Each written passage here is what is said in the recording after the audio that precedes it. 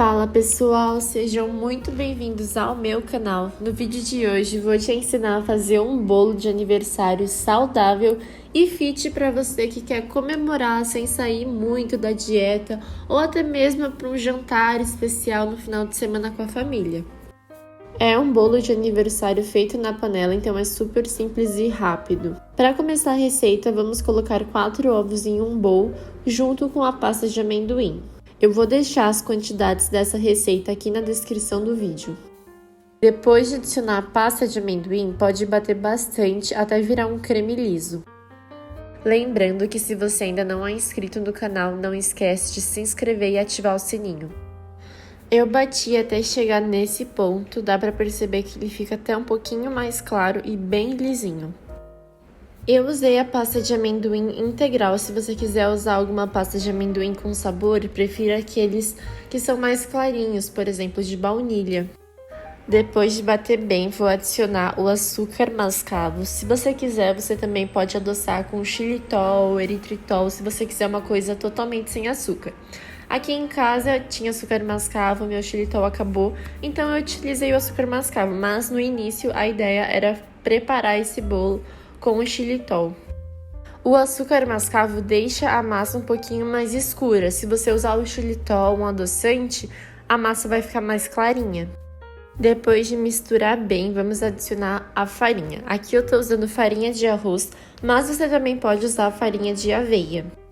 E se você não tiver farinha de aveia em casa, mas tiver aveia, o que você pode fazer é bater em um liquidificador até ele virar um pozinho. Agora é só bater bem até a massa ficar bem lisinha. A minha ideia inicial era fazer uma massa bem clarinha para fazer um recheio de mousse de chocolate. Mas como no meio do caminho eu vi que o açúcar mascavo escureceu a massa, eu decidi então fazer a massa de chocolate e o recheio de chocolate também. Mas, como eu havia comentado, se eu tivesse usado xilitol, algum adoçante, não precisaria colocar o cacau para escurecer um pouquinho mais a massa e virar uma massa de chocolate. Então, se você optar fazer uma massa escura de chocolate, pode colocar cacau em pó. Se você puder, antes de adicionar o cacau direto na massa, peneira ela antes para não ter nenhuma pelota de cacau. Eu acabei esquecendo, mas estou te dando esse toque porque fica mais fácil de misturar depois.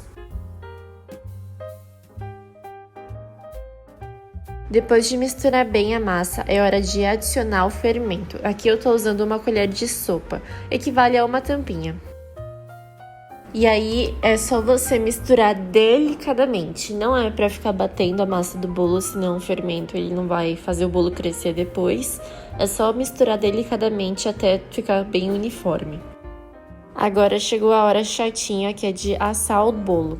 Em uma panela, eu já untei com um pouquinho de óleo e farinha de arroz, vou despejar a massa, ainda não liguei o fogo.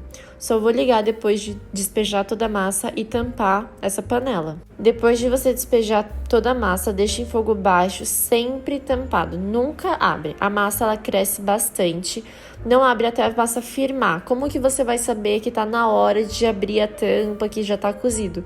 Quando você dá uma mexidinha na panela e o centro do bolo não se mexer. Sabe aquela regrinha de não pode abrir o forno quando o bolo tá lá dentro ainda cozinhando? Então, porque o bolo vai parar de crescer. Esse é o mesmo esquema. Só que assim, você também pode fazer esse bolo no forno. Eu nunca fiz, faço na panela mesmo porque eu acho mais fácil. Mas se você preferir se sentir mais segura, pode fazer no forno. Outro ponto importante, não precisa virar para cozinhar do outro lado, sabe? Aquele negócio de virar que nem panqueca, não é necessário. Ele vai cozinhar por inteiro em fogo baixo sem abrir a tampa. Enquanto o bolo tá na panela cozinhando, bora preparar o recheio e a cobertura do nosso bolo.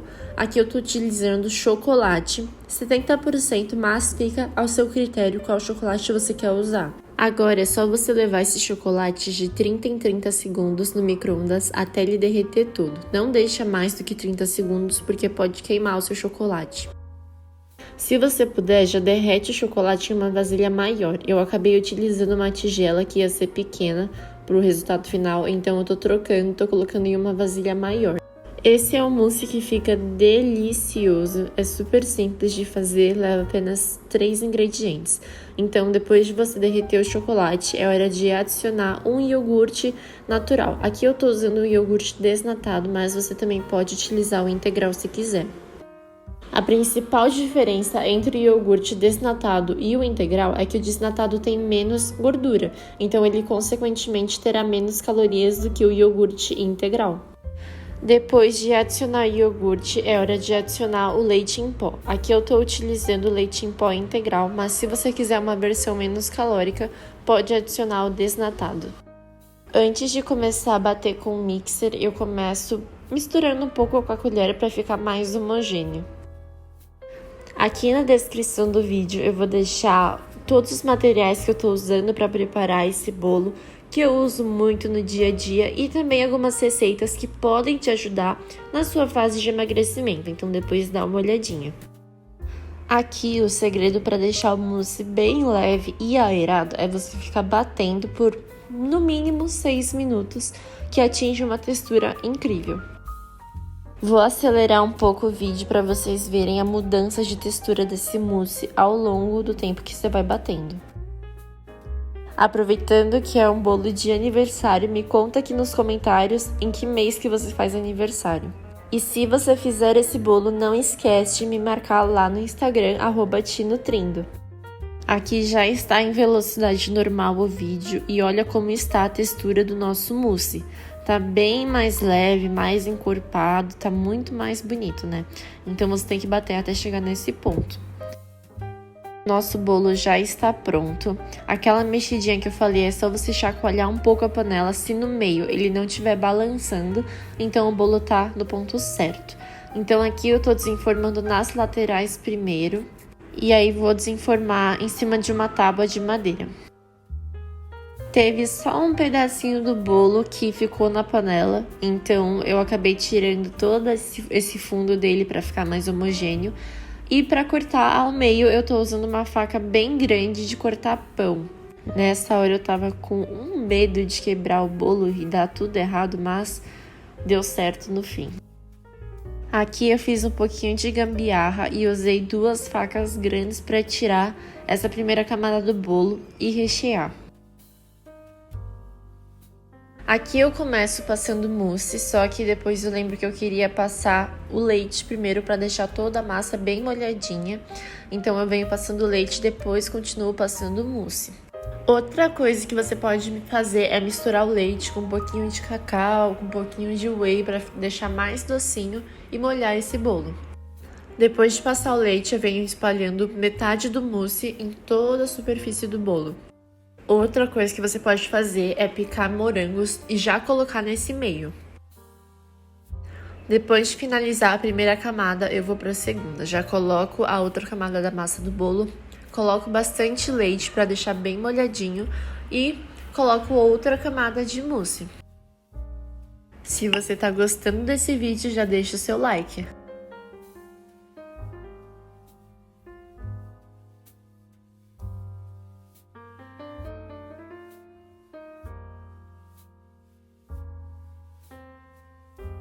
Depois de tampar todo o bolo, eu cortei morangos e vou preencher todo o topo. Se você quiser, você pode usar outras frutas ou até mesmo morangos inteiros e empilhar eles em todo o topo.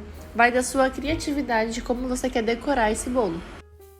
E o nosso bolo ficou pronto. Aqui eu já tô cortando e vou mostrar pra vocês como ele ficou por dentro. Aqui em casa esse bolo fez sucesso, acabou no mesmo dia, então se você fizer, me conta aqui nos comentários.